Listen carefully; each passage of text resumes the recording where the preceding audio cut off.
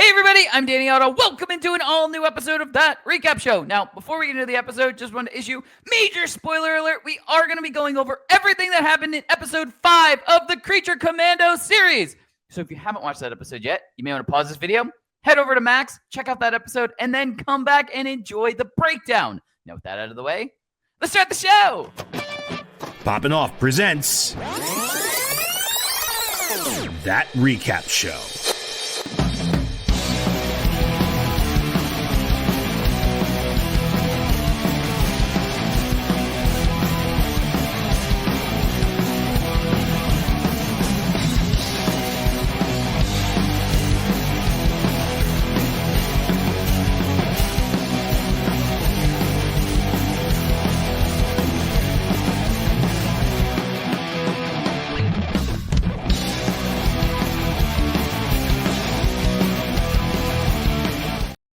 All right, joining with me to break down everything from episode 5 of the Creature Commandos series, it's Jon Jon Rico.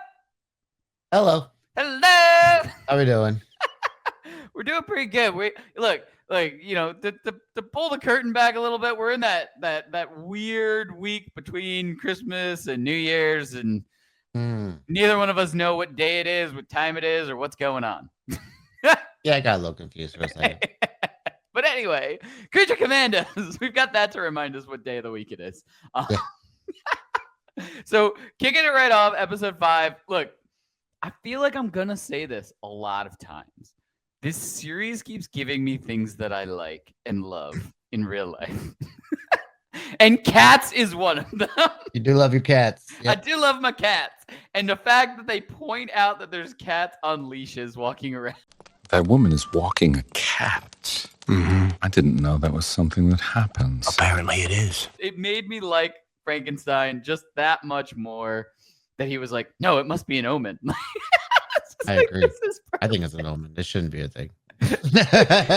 but yeah, I mean, all jokes aside, I'm really enjoying everything that we get from the series, and it's fun. It's like this fun, and I'm really, and I think we've said it on, I forget which one of our recaps we said it on, but I really like that this is kind of the first introduction that we get for the DCU, because it's like such this like Archer meets the Suicide Squad, like jokey, sarcastic humor throughout with tons of violence added in. So it's just like this perfect mix of what I like in a series anyway. Yeah. So I'm enjoying the vibe of it right now. Oh, absolutely. But Rico, what were some of your like quick reactions for episode 5? Yeah, this was a pretty solid episode, I think. When it comes to character backstories, I think it's kind of like the least tragic one, I would say, because for the first time, I think we're left leaving after the backstory with the feeling of like, oh, okay, this is exactly what we would expect this character to do, and this is exactly why he is the way that he is, which is, makes we hate to love Frankenstein, but he's just so darn funny and charming at the same time too. So it's just like, okay, yeah, we get it. Like he'll just go off on anybody for the weirdest reasons whatsoever, but that was already kind of covered when we saw the bride's story to begin with too, just the way he handled that whole thing. But yeah, that was really just a funny way to handle all that. And yeah, I think if this was an episode that took place mostly within the current day too, so that just felt more like it was driving the story forward, which was really nice. And at the same time, it was just a nice, like, a kind of a buddy adventure at the same, like, also a mystery thing at the same time as well, getting to see some cool familiar faces. So yeah, I think with 2 episodes left to go too, I think we're set up too for things to really ramp up at the same time. Yeah, I totally agree. And man, that what happens in Frankenstein's backstory, that makes that one joke about him going, Don't joke with me. I'm still holding the shotgun. That is so much darker. Yeah, poor Bogdana. Oh my god. Oh, okay. And the added touch of the dog just happily walking off with them is still like, you're like, okay, it almost like is very familiar with like someone like Frankenstein too. Like he'll witness something really tragic and then just kind of happily move on. It seems like, so yeah, it was pretty wild. But you want to get to some big takeaways? Mhm. All right. Why don't you kick off big takeaways? Okay, so part of the thing that made me the most happy to see in this episode was the cameo by a familiar Batman villain in Clayface, also voiced by Alan Tudyk in this episode, which is great because he's also voicing Dr. Phosphorus. So it just kind of shows off his talents as a voice actor too, because he doesn't only voice Clayface in this series. He also voices Clayface in the Harley Quinn series. Yep. And he voices a completely different version of Clayface, who's more of like a thespian who shapeshifts into the roles that he needs to play, which is another great take on the character itself. Another great take on the character is also in the Batman animated series, which kind of covers him as an actor as well. So we don't really get to see like the Basil Carlo side of Clayface in this. He's just straight up Clayface, the murdering shape-shifting monster, which I think is awesome. And who likes to play video games when he's not doing his thing, I think too, which is just really kind of funny seeing him as the professor, like in like that as the professor lady, and just playing video games as there like does not seem like something that her character would do at all. But yeah, really great fight between him and Frankenstein and Flag, which I thought was really awesome. He even does a little a Bane move to Flag, which I think is pretty gnarly. Yeah. Holy shit. Yeah, and he even goes out in a pretty brutal way too. So not only does he show up in this episode, he also goes out in a pretty, literally in a bang. So so yeah, it was a really cool take on a really cool character, and I was just really happy to see him in this episode. Yeah, absolutely. I mean, that leads perfectly into my takeaway. Like you were saying, kind of in our instant reactions to this episode, we got a lot more time in kind of present day because we kind of can fill in the gaps with the Frankenstein backstory and stuff like that. So we didn't need to spend as much time. But what I loved about this episode and the fact that we did spend a lot more time in present day is I love the Rick and Frankenstein back and forth. Like having them as just like I could watch hours of just their back and forth as like a buddy, like them researching stuff and trying to solve like a mystery or something like that. Mm-hmm. I could watch hours of that. It's just so the back and forth is just so perfect, and it's just goofy enough that I love every minute of it. Yeah.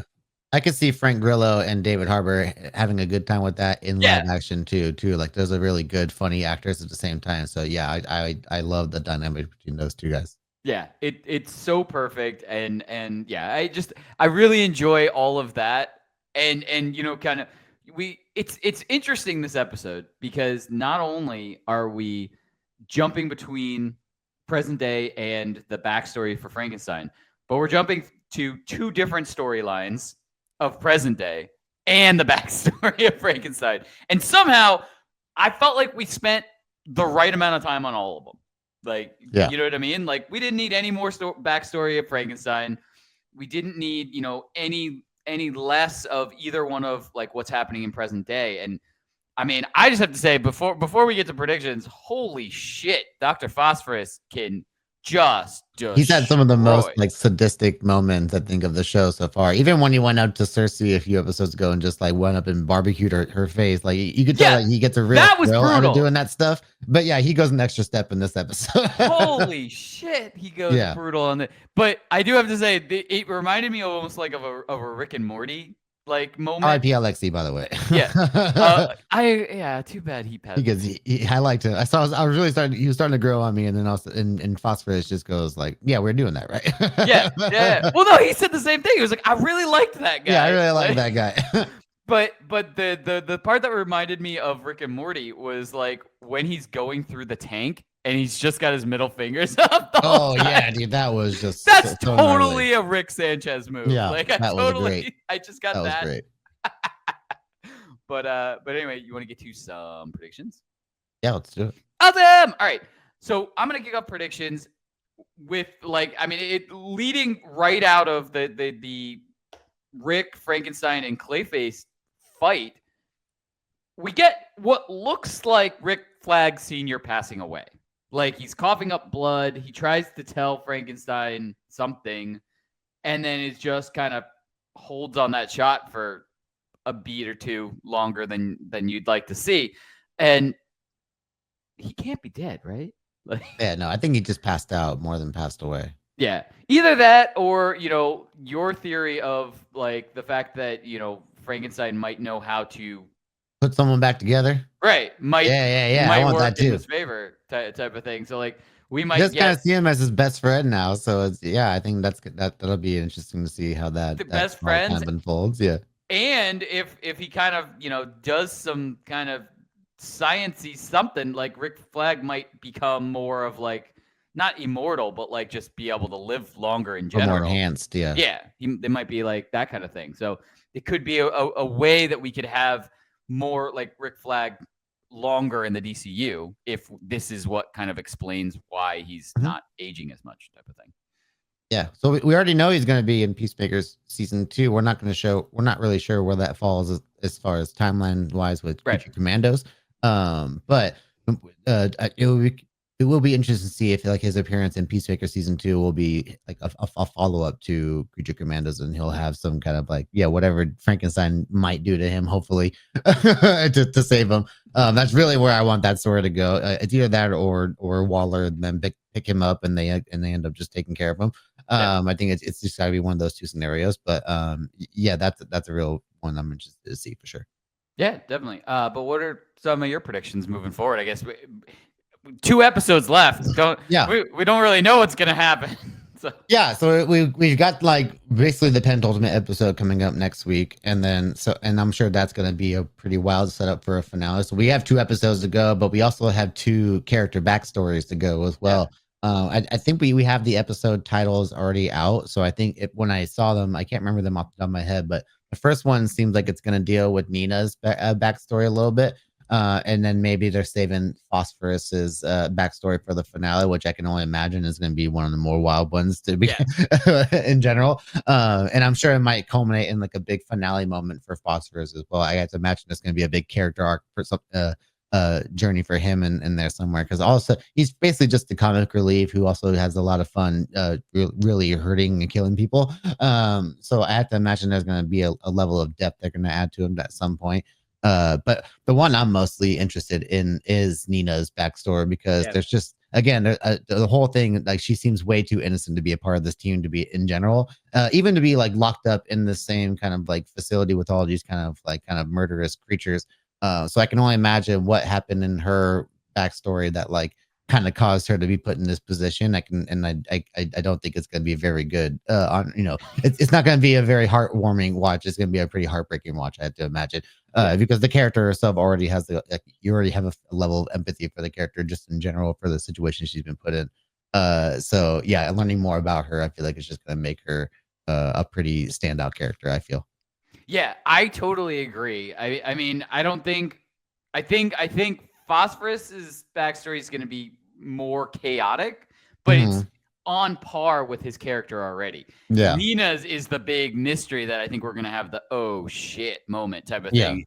Just because, like you said, she seems way more like innocent and not part of the killing frenzy of the rest of the team.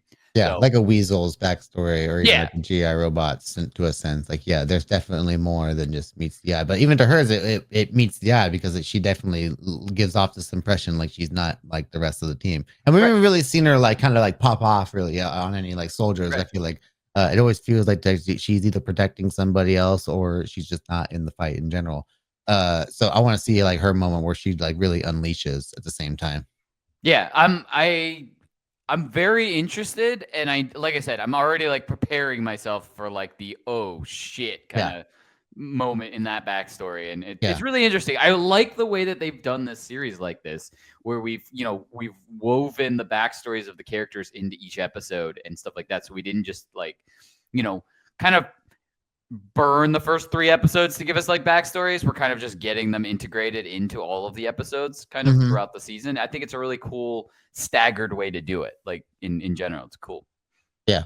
And now that I think about it, like maybe the reason that we haven't seen Nina like really unleash like what she's capable of doing it is maybe that is a part of her backstory. Like maybe she did do that, and that's the whole reason why she's logged in to begin with, and she just doesn't want to do it again.